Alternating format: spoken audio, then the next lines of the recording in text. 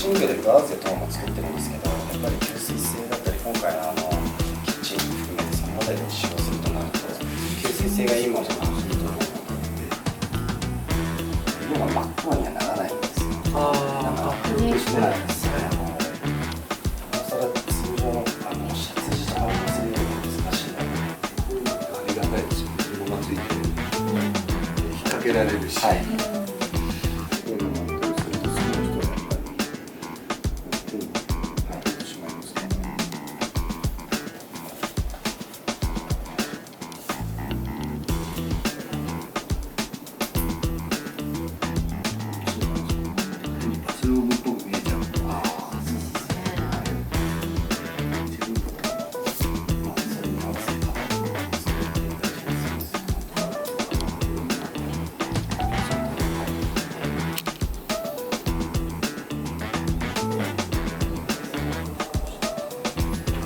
もしそのねトークとかもできるんだったら、例えば僕もたまに使うんですけど、ちっちゃいやつだと財布と携帯とかにちょっと入れられるし、女の人とかもさ、なんかちょっと化粧ポーズでポンってね携帯入れててできますもんね。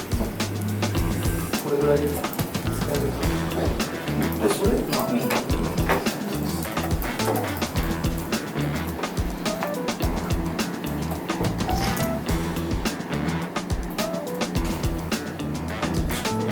イメージはつきやすいかなというのなんですけど、このまま置いててもあれですけど、ちゃんとメールがどこかについてくるので、面白い